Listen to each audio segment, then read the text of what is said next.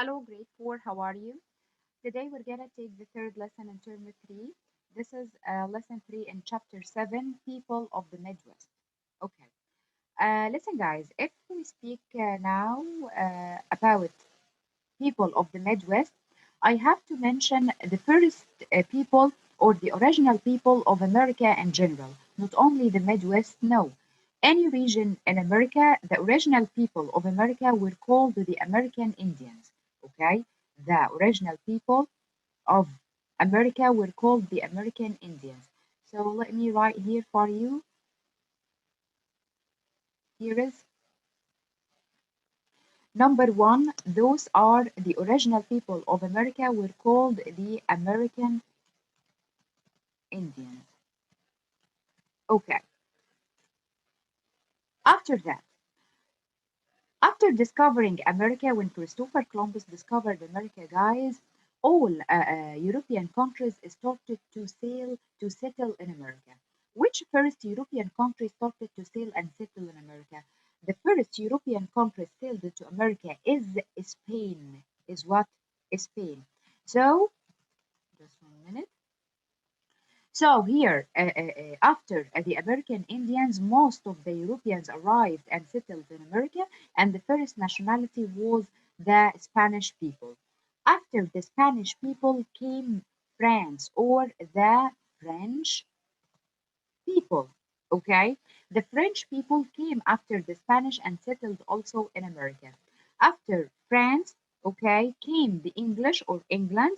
The English people, or sometimes we call them British. Okay, so you could call them English, you could call them British, both correct. So here is British or English. Okay. So here, guys, the fourth nationality or the fourth European country who arrived to or which arrived to America is Britain or the British people.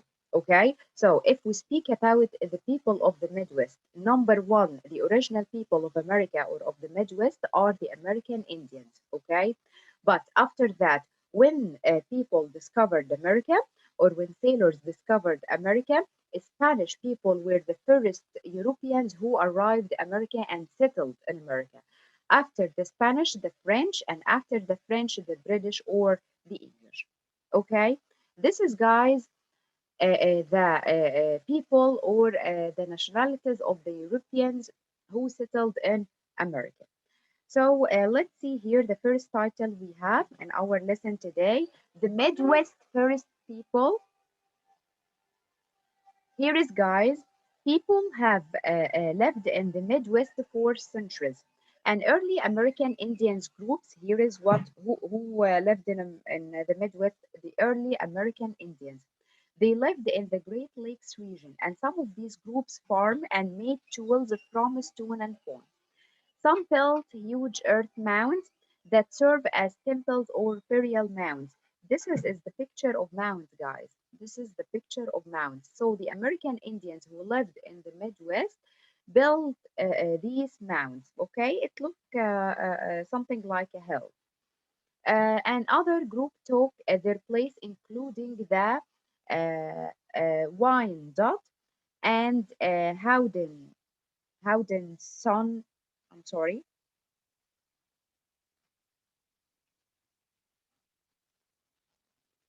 Howden, Sonny, yes, and Shawnee and Miami and Ottawa.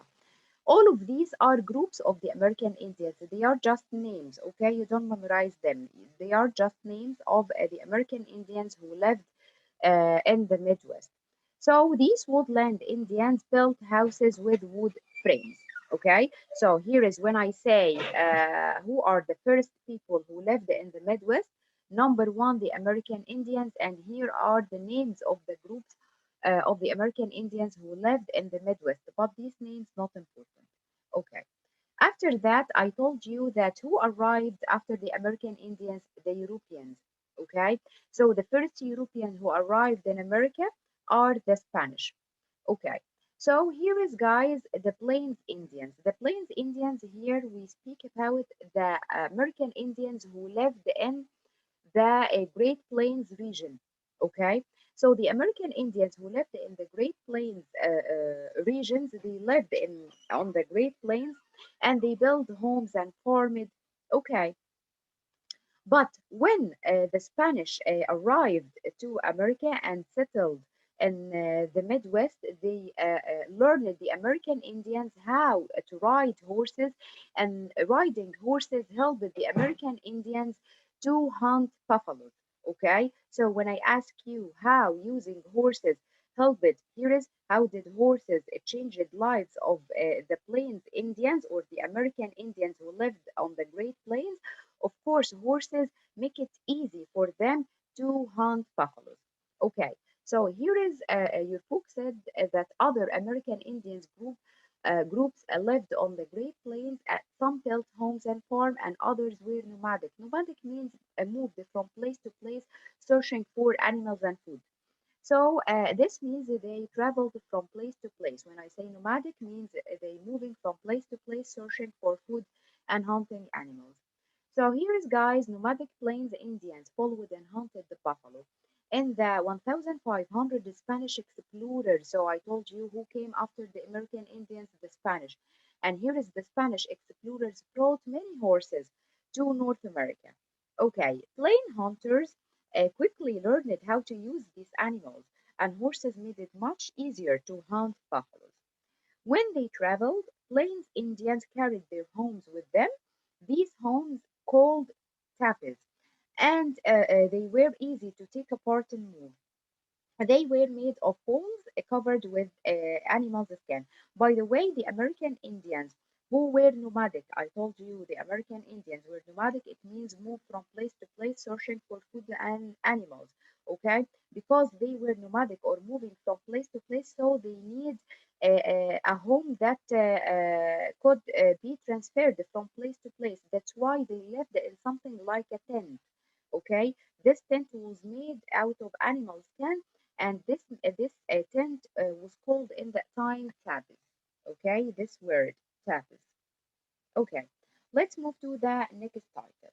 Here is guys a struggle for control.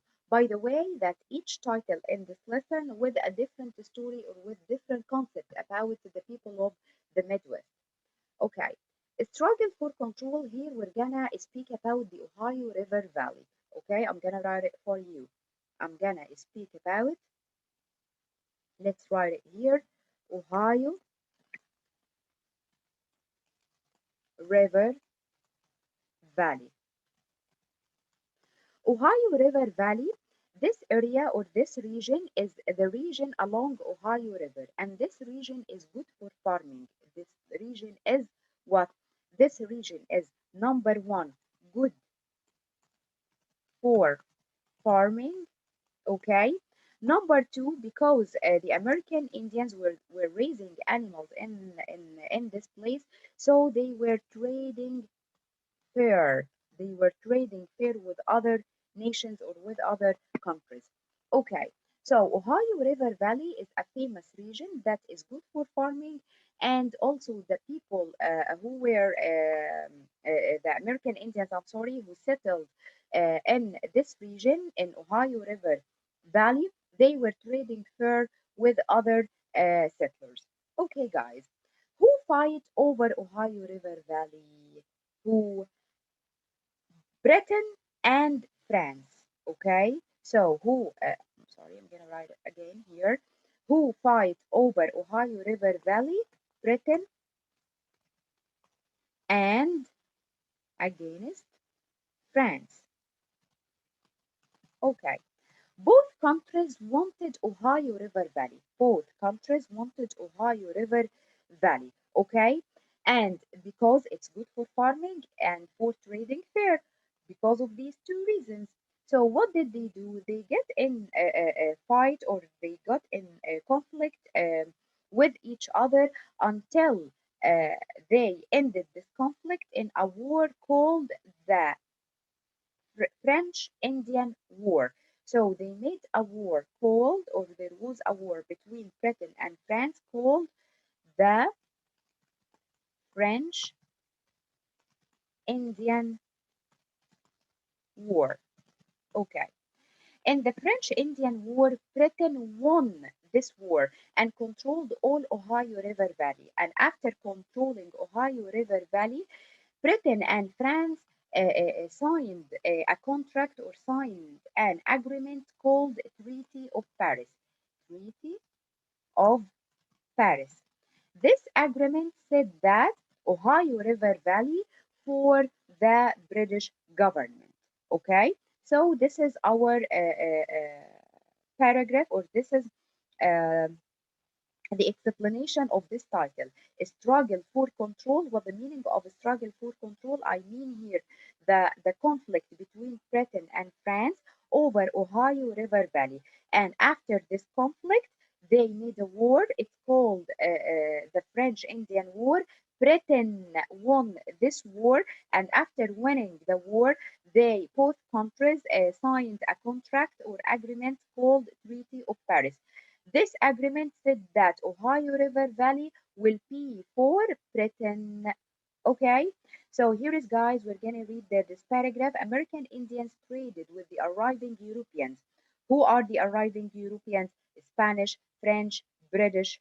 Okay, the American Indians wanted knives and tools, and the Europeans wanted fur and land. So some were willing to take the land by force. Some Europeans take land from the American Indians by force. And in the mid 1700, England and France went to war for control of Ohio region, Ohio River Valley. Okay, the British won the war in 1763 when the two countries signed the Treaty of Paris. Okay, and then Pontiac, its American Indian group, Pontiac fought with the French, and after the war he kept fighting the British until 1765. Today, about 4,700 Midwesterns describe themselves as Ottawa. Okay, so this is about the title of Struggling for Control. Okay, let's move to the next paragraph or the next idea of our lesson today.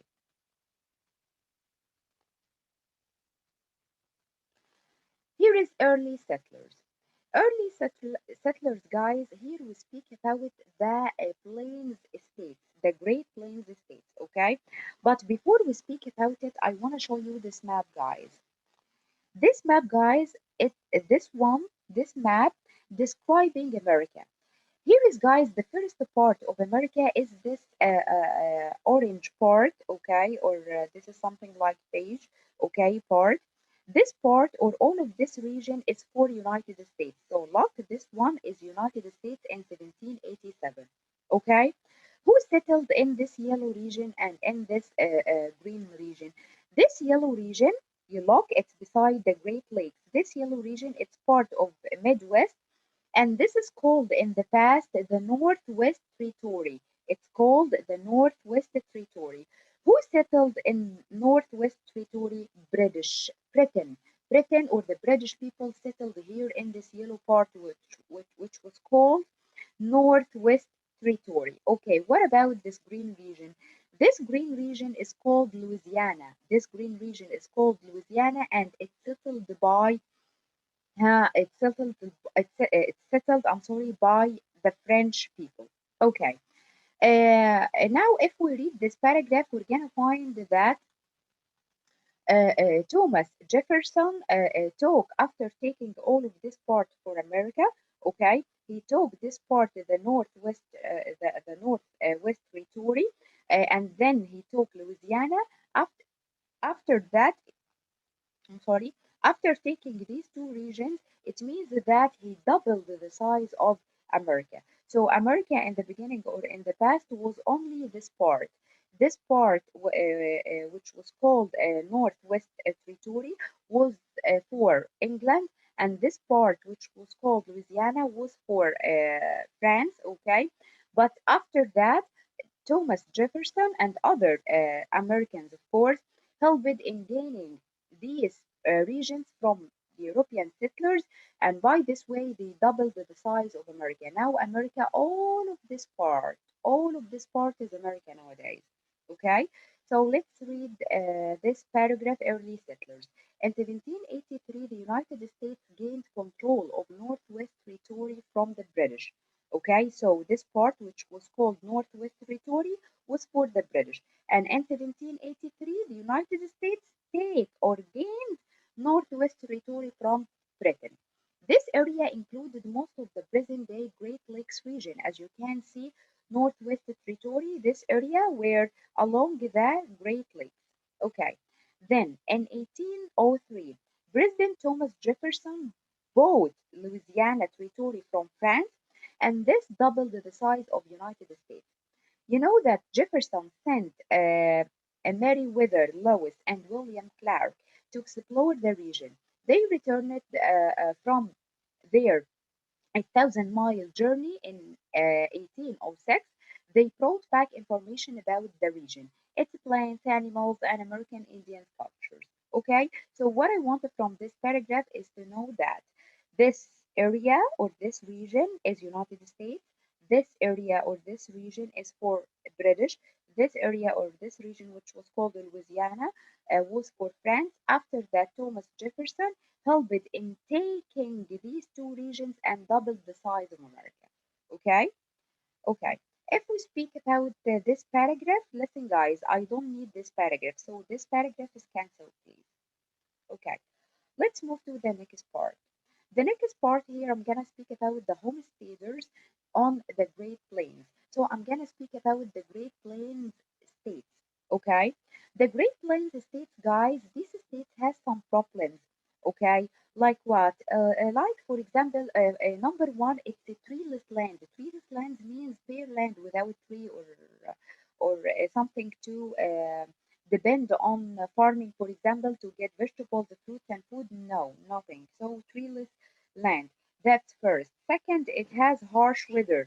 Okay, it has clouds of grasshoppers. It has prairie fires. It has bad weather, as I told you before. So this area or this state has many problems. Okay, so what did the American government do? The American government decided to give plots of land of the Great Plains states to the settlers to start new life there. Take this land and start to farm the land, build houses, start a new life in this land. Okay, so the American government passed a law. It's called Homestead Law, okay, or Homestead Act. Act, by the way, means law. So the Homestead Act or Homestead Law said that with little money or very little amount of money, they could have a lot of land in the Great Plains states and start a new life there. Okay, but what about the American Indians or the original people who already lived on this state? When the settlers arrived to the Great Plains states, the American Indians started to leave. Okay, so that the American government built something called a reservation to protect them. So here is, guys, let's read this paragraph. Settlers did not rush to the Great Plains at first. However, in 1862, the Congress passed the Homestead Act. It's a law. What the meaning of homestead? A homestead is a piece of land given to someone to settle and farm there. The Homestead Act offered the Great Plains land for a small fee, for a very little amount of money, to people who would live there for 5 years. Okay, people learned how to farm this treeless land. The treeless land means no trees. Okay, no farming there. They often had to deal with the harsh weather, prairie fires, and clouds of grasshopper. This area or this region, which was called the Great Plains States, has many problems. So the American government, as I told you before, they passed an act that allowed the settlers to take plots of land for a small fee or for little amount of money, okay, to start a new life, farming, building there. So because there were few trees to build wooden houses, people built houses of sod. Okay, sod it's something like a material used to build homes like that. This is a building made out of sod. This is the sod. It's a school, by the way. Okay. And for the American Indians, Mrs. Mayada, what about the American Indians who lived in this region, the Great Plains states?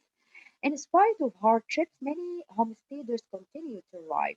They pushed the American Indians off the land. They kicked the American Indians out of the Great Plains states. That's why hunters had killed nearly all the buffaloes and the American Indians' main food supply. Some American Indians fought, but most were forced to move to reservations. So the American Indians built for, I'm sorry, the American government built a reservation for those American Indians who were kicked out of the Great Plains states. Well, the meaning of reservation is something like a land. It's a land that is set aside by the government for the American Indians. So it's land to protect the American Indians who were kicked out of the Great Plains states. Okay, let's move to the next part of our lesson today, the modern Western cities. Here we're gonna speak about factories, okay, the factories and offering new jobs in the Midwest. I told you guys not many people lived in the Midwest. Most of the people who lived there were the American Indians, and some were the settlers from England, from France, and so on. Okay, but after that, after America, or after all the Americans were free and governed themselves, most of the American Africans who lived in the South started to travel and settle in the Midwest region. Okay, and here is in that time in the late 1018, the Americans started building many factories in the Midwest. Okay, and here we have a very famous person. His name is Henry Ford. Henry Ford built a factory with a system called assembly line. Is this assembly line? Many workers work on the same line in the factory, but each worker does a small part of job to produce a product. Okay, so let's read here about the factories or about the industries. Okay, and about the offers that are allowed in the Midwest. Here is, guys, in the late 1800, many Americans moved from farms to cities. City factories needed workers, okay? And Henry Ford improved the assembly line for automobile factory. By the way, Ford, we took it in grade 3, Ford who established this factory for producing automobile, this kind of cars. So on an assembly line, he made something called assembly line. What this called? It's a line in the factory, and each worker does one small part of the job as a product moves along the line. Okay? So new settlers helped Midwestern cities grow, and after World War I, for example, many African Americans moved from the South to the Midwest. Why? They hoped to get good factory jobs because Americans established many factories in the Midwest, so most of the African Americans moved from South to Midwest to find more jobs and better life. Okay, here is we're gonna speak about St. Louis, Missouri. St. Louis lies just south of where Missouri River flows in the Mississippi River. You know that Mississippi River has two tributaries, Missouri and Ohio. So here is it began as a French fur trading post in 1764, and later many Western settlers stopped there for supplies. And today, Gateway Arch stands as a monument to pioneers who passed through St. Louis. Transportation also, we're going to speak about transportation in the Midwest. We could find the development in that field. So transportation helped St. Louis become an important city. Okay, so you could find steamboats and trains brought goods and people from all over the country. And by 1890, skyscrapers rose above busy downtown streets, and St. Louis remains transportation hub means center and an industrial center today. So what I understand from these two paragraphs is that the Midwest became a transportation center and also industry center, okay, because they built a lot of factories in the Midwest, and most of the African Americans moved from the South to the Midwest, hoping to find or hope to find good factory jobs. Okay, so these two paragraphs speaks about the improvement of industry and transportation. Okay, The last paragraphs here, guys, we're gonna speak about. Sorry. Minneapolis in Minnesota. Minneapolis, it's in Minnesota, okay, and it grew along the Mississippi River during the mid 1800s. What we could find there, we could find that waterfalls provided power for mills that turned wheat into flour because this city located along the Mississippi River, so they could use the Mississippi River in many ways. For example, establishing mills to produce electricity, and after that, use this electricity to run many factories along the river. Okay, or in this region. So during the 20th century, manufacturing, food processing, computers, and health service became major industries. So we have many factories and we have many industries in the Midwest. Today, more than 3 million 80,000 people live in Minnesota, and in bad weather, people can walk in the city in closed sky system. Okay, you can imagine they made sky system. You can walk in the bad weather. And visitors to the Mill City Museum learned how flour mill helped city grow. That's it, guys. This is our lesson today. I know it's difficult a little bit, but if you concentrate, each paragraph is separated from the other, so no connected information. Okay, each information for each paragraph is separated from the other. Listen to the video again, and if you need anything, contact me anytime. Thank you. Great